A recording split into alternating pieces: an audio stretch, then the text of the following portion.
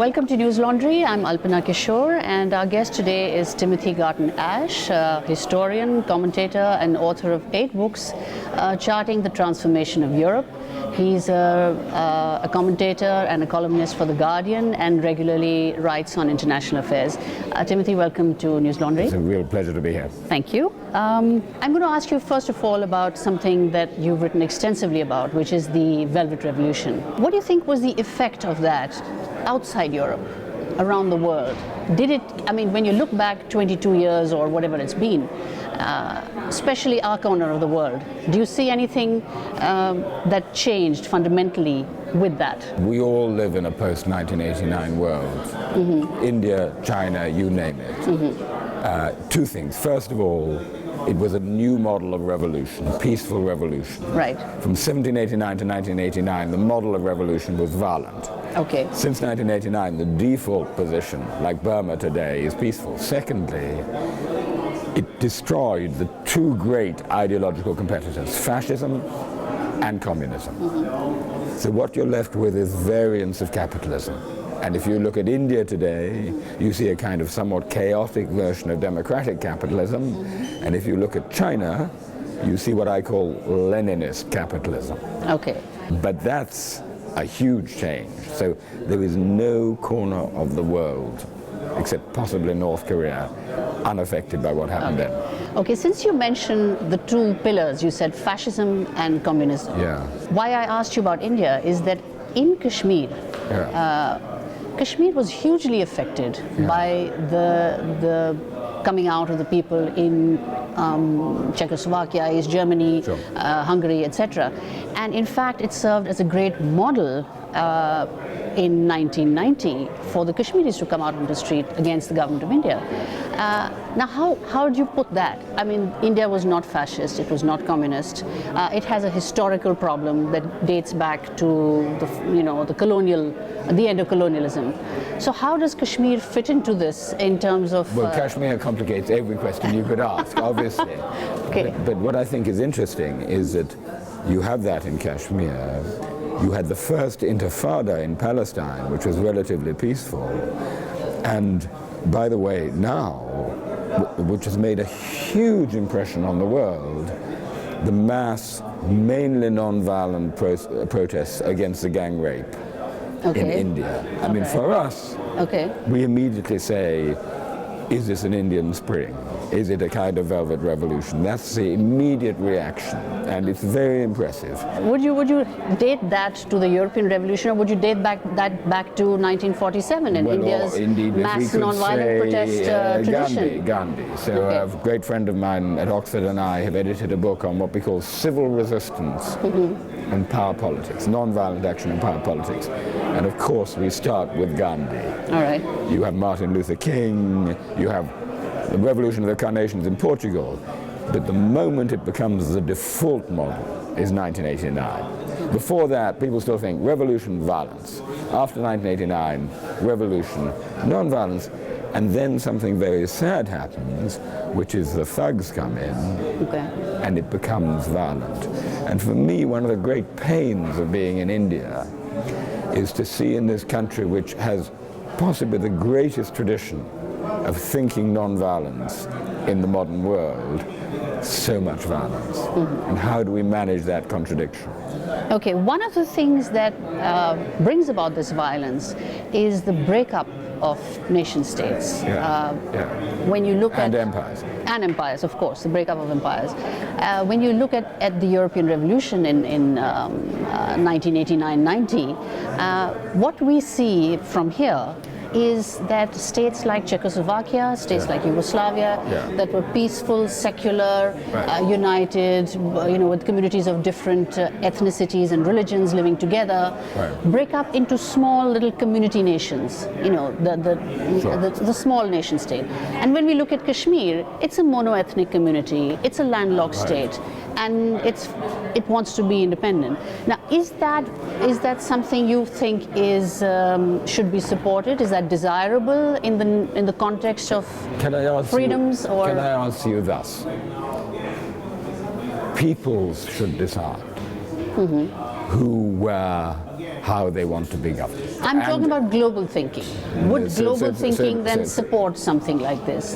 Global thinking is utterly confused on the question of self-determination. Right. The question then becomes, which people, defined by whom, in what frontiers, have the right to self-determination? So what do you think are liberals have no clear answer to this. Okay, so what are the criteria you would put in for self-determination? I have one pre-criteria which is fundamental.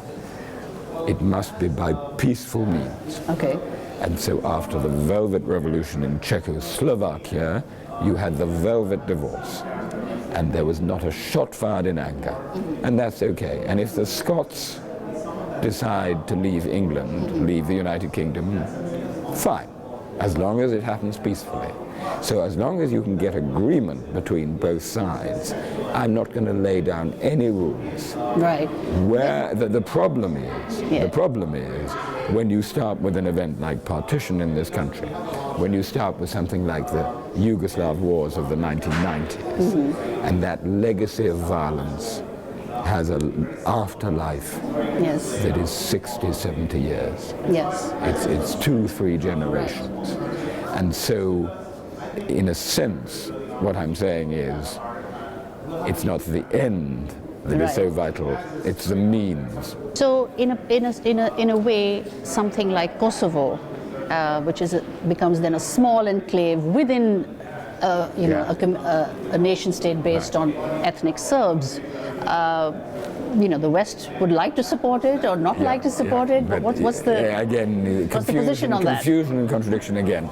A Yugoslav friend of mine, actually a Macedonian, had a wonderful line. He said, what nationalists say is, why should I be a minority in your country when you could be a minority in mine? In my country.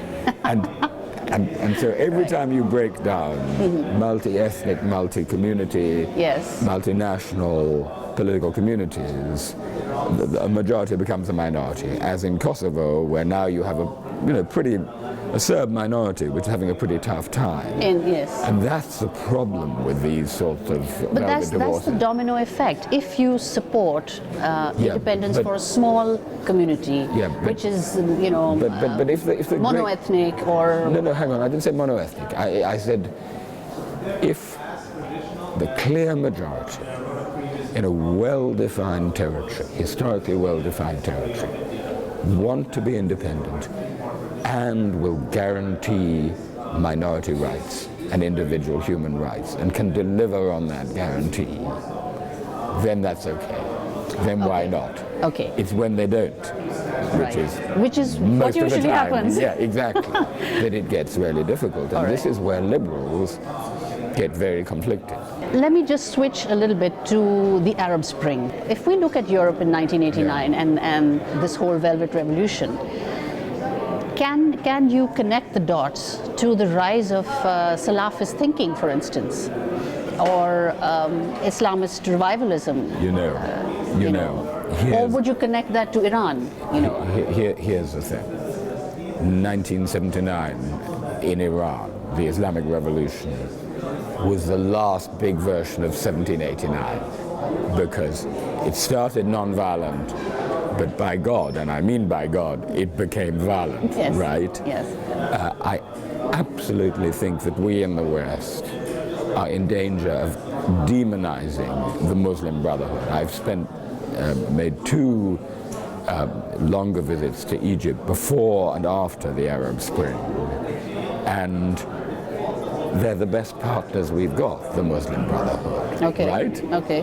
There was an election. They won. They want to stay in power. They are not going to stay in power by just saying Islam is a solution. Islam is a solution. You can't do that when they're government. You have to produce bread, jobs, water, housing. So they're beginning to play real politics, and we should be encouraging that. Okay. Bringing them back into an acceptable mainstream, like the political Islamists in Turkey. Okay. That's the way forward. Do you believe intervention is the right way to cool down global crises or to liberate nations? I mean, you look at Syria, you look at Libya, you look at Iraq. 2 things. First of all, when you say intervention, everybody thinks tanks and guns and soldiers.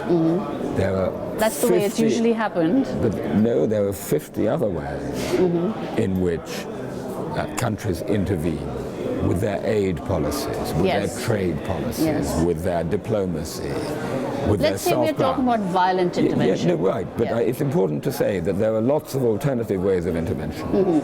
My view is that armed intervention should be absolutely the last resort, justified only when there is the reality or immediate prospect of the mass killing of civilians. How would you then genocide. characterize Syria today?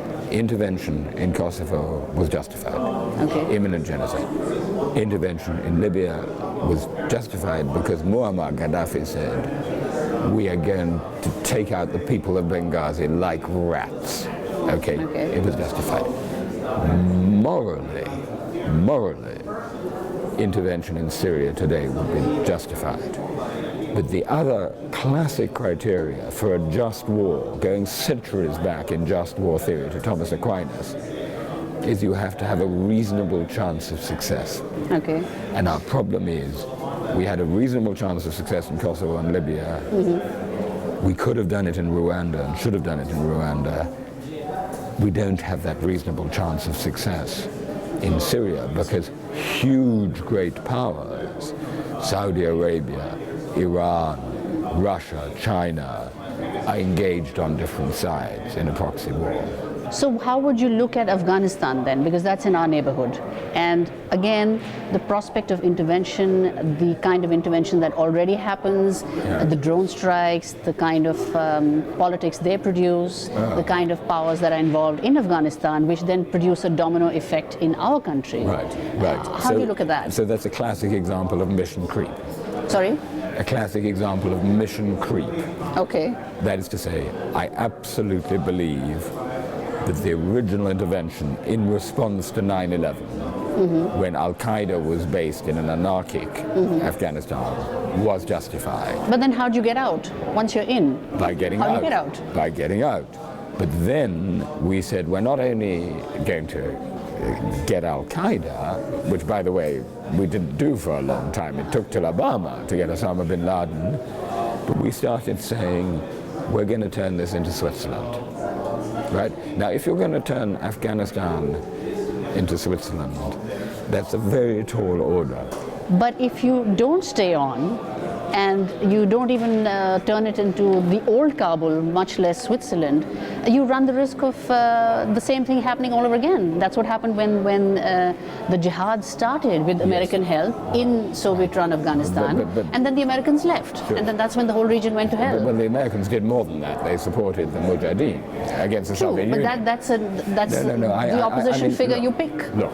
That's like the Muslim Brotherhood. You believe you're doing something that is local and regional. No, but you pick your partners. I don't agree about the Muslim Brotherhood. I think there are different Muslim Brotherhoods which play different politics in different countries. And Tunisia is very different from Egypt, which is different again from Turkey. No, I mean in terms of picking partners. No, I would say that if we had from the outset said our objective is to ensure that Afghanistan is not the base for terrorism.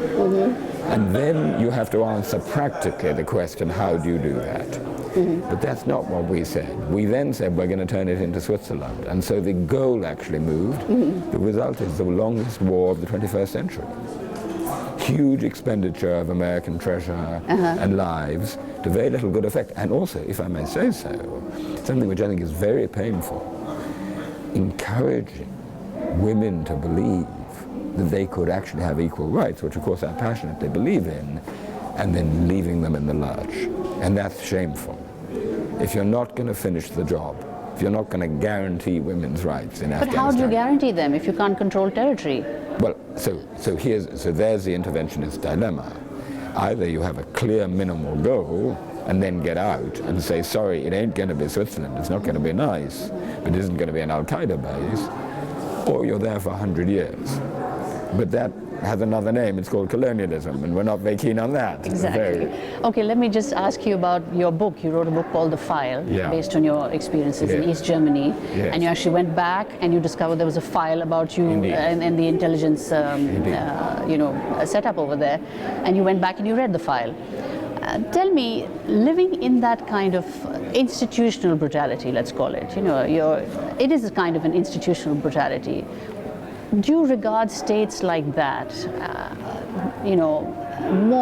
is that more brutal or more difficult to live with than the kind of brutality, say, we see in Afghanistan with an American drone strike? There may be 25 innocents killed with one drone strike.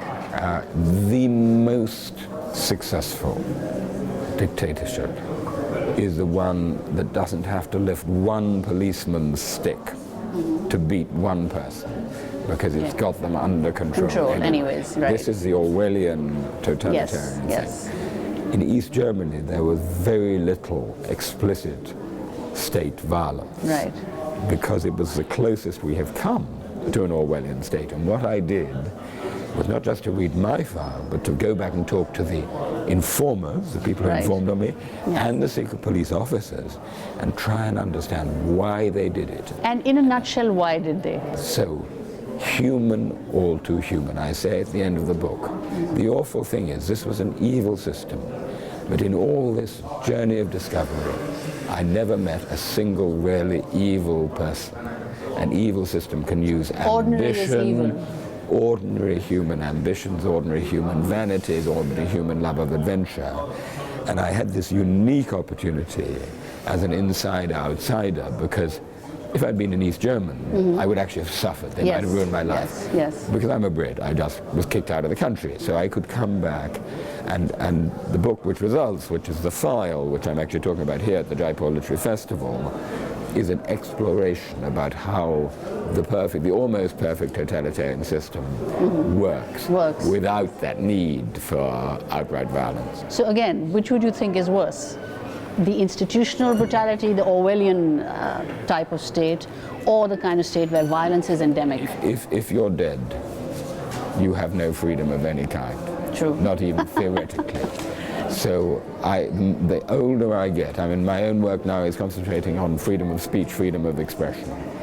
And for me, the line is about violence. Salman Rushdie, controversial here, it's not about Islam. It's not about him, much as he might like it to be.